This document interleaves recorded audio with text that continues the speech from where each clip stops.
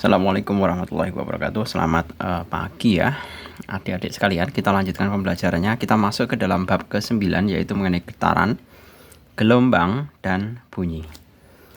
Langsung saja ke dalam pendalaman soal-soalnya. Nah, sebagaimana kita ketahui, di sini ada gambar ya. Perhatikan gambar berikut. Ada sebuah bandul. Yang pertama, dia mengayun ke kiri sejauh 10 cm, kemudian yang sebelah sini adalah mengayun ke kanan, simpangannya sejauh 15 cm. Nah, sedangkan di sini masing-masing panjang talinya, atau ini panjang tali ya, yang mengikat bandul dari ke tempat di mana dia titik tumpu maksudnya, itu 15 cm, sedangkan bandul Q itu adalah 25 cm. Pertanyaannya, jika beban pada ayunan Q M-nya ya, MQ sama dengan 2P.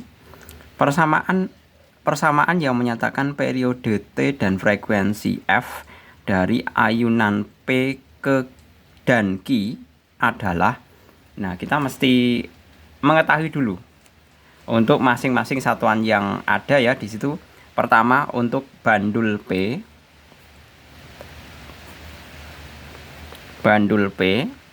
Kita punya panjang bandul P atau LP itu sama dengan 15 cm. Kemudian kita punya amplitudo P-nya. Amplitudo P-nya adalah 10 cm ya. Amplitudo Pak Jul tulis sebagai A. Itu adalah 10 cm. Sedangkan tadi panjang tali bandul P-nya adalah 15 cm ini. Kemudian sedangkan yang satunya yaitu bandul Q, dirumuskan LQ itu sama dengan panjang tali Q-nya ya, 25 cm. 25 cm. Sedangkan amplitudo Q-nya, simpangan Q-nya adalah 15 cm. Atau AQ sama dengan 15 cm. Berikutnya kita juga mengetahui bahwa jika beban pada ayunan Q atau massa Q-nya ya, MQ-nya itu sama dengan 2P seperti ini. 2MP, 2 massa P maksudnya, 2 massa P. 2MP. Nah, maka kita akan mendapatkan mengenai hubungan antara frekuensi, baik frekuensi maupun periode terhadap siapa? Yang bisa kita hitung adalah terhadap panjang bandulnya. Alasannya apa? Nah, alasannya adalah kita punya persamaan bahwa frekuensi, sebagaimana kalau kalian boleh cari di buku teorinya ya, bahwa frekuensi itu besarannya adalah 1/2pi dikalikan dengan akar G dibagi L. Nah, ini sama saja kita menyatakan bahwa frekuensi itu berbanding terbalik ya. Berbanding terbalik dengan 1/akar L. Seperti ini. Sedangkan sebagaimana kita ketahui ya, kalau F itu kan sebenarnya sama dengan 1/T, ya kan? Maka kita bisa menyatakan juga bahwa T itu sama dengan 1/F. Ya kan? Nah, F-nya ini, nilai F ini coba kalian masukkan ke sini, maka kita akan memperoleh bahwa T itu sama dengan berapa? Mestinya 2pi ya. 2pi akar 2pi akar L per G. Nah, dari sini kita bisa menyimpulkan bahwa periode atau T itu sebanding dengan akar L. Nah, cukup dari sini aja kita bisa mengerjakan mengenai permasalahan ini tadi. Nah, maka kita bisa menuliskan ya hubungannya, karena F itu kan sama dengan 1/T, ya kan? Nah, frekuensinya kan 1/akar L, berarti T-nya sama dengan akar L. Nah, dari sini kita tinggal cukup memasukkan L-nya, iya kan? Maka kita bisa menghitung untuk frekuensi P dan Q-nya, jadi frekuensi P itu kan sama dengan 1 per akar LP. Sama dengan 1 per akar, nah LP-nya berapa? LP-nya 15. Sedangkan yang satu, FQ, sama dengan 1 per akar LQ. Sama dengan 1 per akar, sebentar, ballpoint-nya kok nggak enak sekali ya. Nggak enak digunakan maksudnya. 1 per akar 25. Benar ya? Ini 25. Nah, dari sini kan ada nilai. Di sini ada nilai, silakan kalian bisa cari sendiri ya, dievaluasi sendiri untuk nilai 1 per akar 15 dengan 1 per akar 25. Tentunya dari sini kita bisa menyimpulkan, ini kan pasti hasilnya lebih besar yang atas, ya kan, untuk frekuensi. Coba kalian bisa cross check, pasti besar yang di atas FP-nya. Maka kita bisa membuat kesimpulan bahwa FP itu lebih dari FQ. Nah, ini kesimpulan pertama. Nah, kemudian untuk mencari kesimpulan yang kedua, kita bisa menggunakan periodenya. Sebagaimana kita ketahui bahwa periode itu kan sebanding dengan akar L. Berarti kita bisa nyari TP itu sama dengan akar 15, sedangkan TQ itu sama dengan akar 25. Nah, dari sini jelas kalau ini kebalikannya, bahwa TQ itu lebih dari TP. Seperti ini. Jadi kita bisa membuat kesimpulan mengenai jawabannya adalah TQ lebih dari TP, sedangkan FP itu lebih dari FQ. Jadi jawabannya adalah jelas yang A. Berikutnya yang nomor kedua. Perhatikan gambar berikut. Sama saja ada mekanisme bandul yang digerakkan. Di sini ada masing-masing titik yaitu A, B, dan C.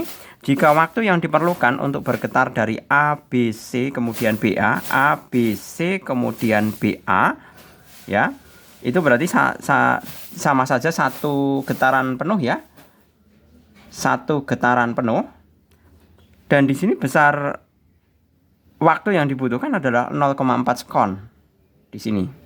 Dengan jarak AC ke B, A ke C itu adalah 8 cm. Berarti sebenarnya jumlah simpangan total ya. Kalau simpangan saja, titik setimbangnya itu kan titik B.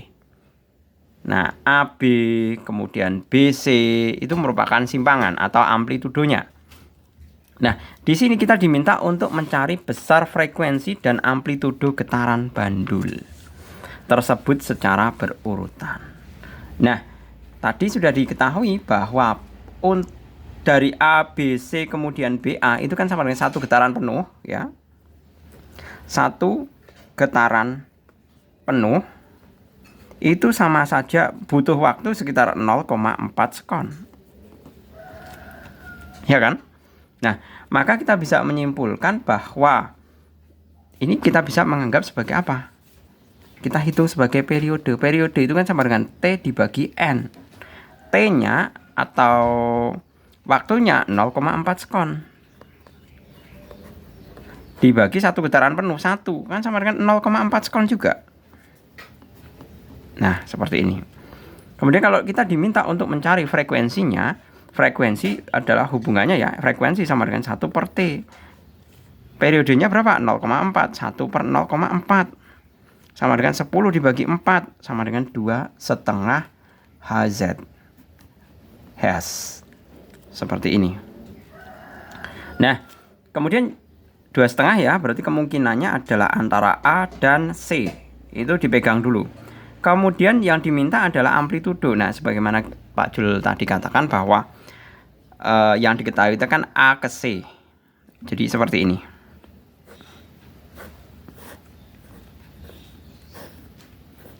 Nah, anggap segini itu 8 cm.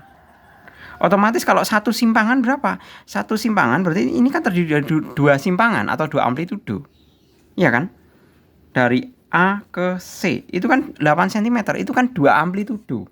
Berarti kita bisa menulisnya dengan menggunakan persamaan matematikanya bahwa 2A itu sama dengan 8 cm.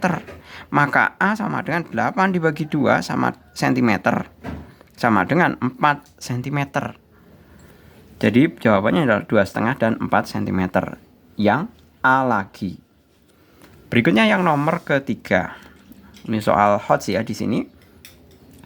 Jika frekuensi bandul ayunan 4Hz, waktu yang diperlukan bandul untuk bergerak dari titik A ke B adalah, nah kita lihat dulu.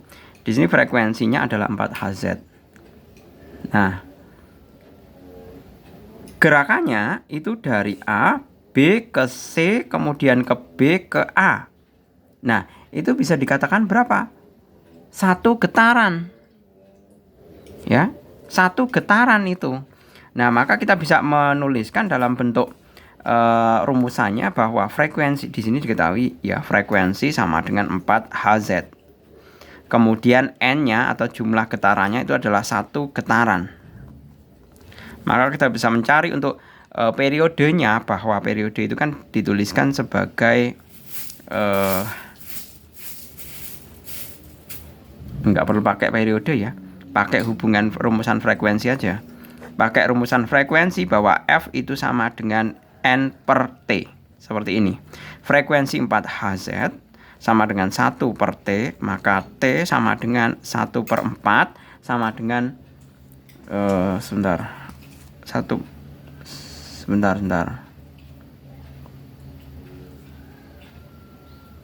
4Hz ya ini ya. Bergerak dari titik A ke B. Oh, yang diminta titik A ke B. Nah, kalau titik A ke B itu sama saja 1/4 putaran atau 1/4 getaran. Ya. Frekuensinya 4Hz, tapi N-nya bukan 1 lagi. Ya. Frekuensinya, kalau frekuensinya sudah jelas diketahui 4Hz, di sini yang ditanyakan kan adalah titik A ke B. A ke B itu 1/4 getaran, ya. Maka ini Pak Jul tulis 1/4 seperti ini ya. Ini jadi T-nya kan T-nya tetap yang dicari ya. Kemudian naik bagian ini adalah 1/4 seperti ini. Nah, berarti 1/4 dibagi 1/4 itu sama dengan 1/16. Kalau kita cari ya, 1/16 itu sama saja sekitar 0,0625 sekon. Nah, ini merupakan periodenya. Seperti itu. Jadi yang A. Kemudian untuk yang nomor ke B. Sebuah benda bergetar dengan frekuensi 8Hz. Berapakah besar periode benda tersebut? Nah, ini termasuknya soal hiburan, hanya masalah mencari periode ya. Berarti karena diketahui frekuensinya adalah 8Hz, maka kita bisa mencari untuk periodenya T sama dengan 1 per F, itu sama dengan 1 per 8, itu sama dengan 0,125 detik sekon. Sampai mau lupa Hz lagi ya. Berarti 0,125 sekon. Kemudian yang kedua. Jika periode suatu getaran adalah 0,2 sekon, berapakah frekuensinya? Ini juga soal hiburan. Diketahui bahwa periodenya T-nya sama dengan 0,2 sekon. Ya, kemudian frekuensi sama dengan 1 per 0,2 sama dengan 10 dibagi 2 sama dengan 5 Hz. Jadi frekuensinya adalah 5 Hz. Selanjutnya yang nomor ketiga. Perhatikan gambar di samping. Manakah yang disebut dengan amplitudo getaran? Amplitudo getaran itu jelas A ke B atau B ke C. Jadi kita bisa menuliskan amplitudo itu bisa dikatakan AB, simpangan AB dan B ke C. Nah, itu namanya amplitudo. Kemudian yang B. Jika jarak AC adalah 12 cm, berapakah besar amplitudo getaran bandul pada gambar tersebut? Nah, kita bisa hitung saja bahwa amplitudo, nah AC itu sama dengan 2A atau 2 amplitudo. Padahal AC-nya adalah 12 cm. Maka kita bisa menuliskan 2A sama seperti halnya yang pertanyaan yang keberapa tadi.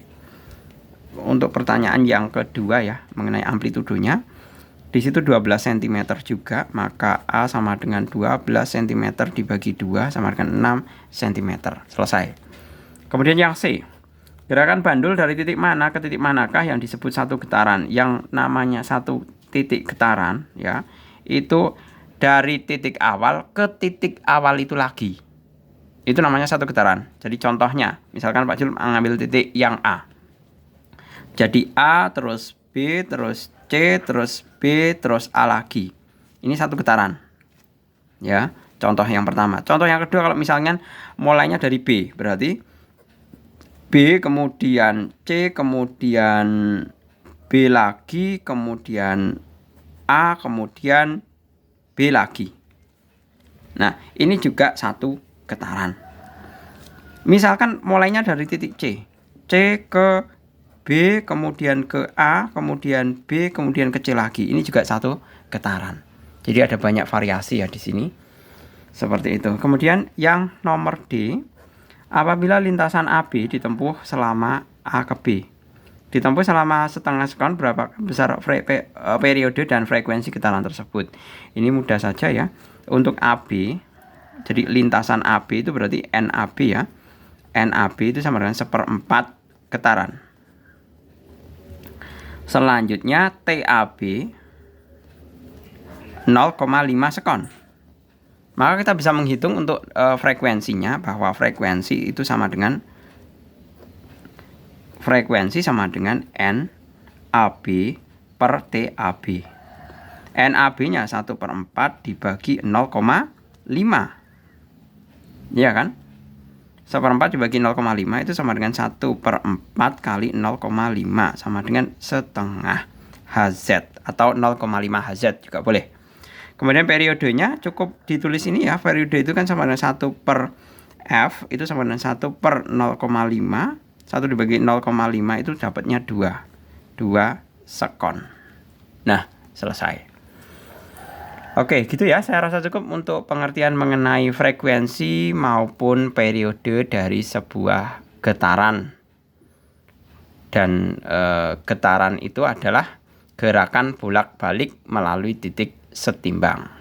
Saya rasa cukup. Nanti kita lanjutkan ke materi gelombang pada sesi video berikutnya. Terima kasih, selamat pagi. Assalamualaikum warahmatullahi wabarakatuh.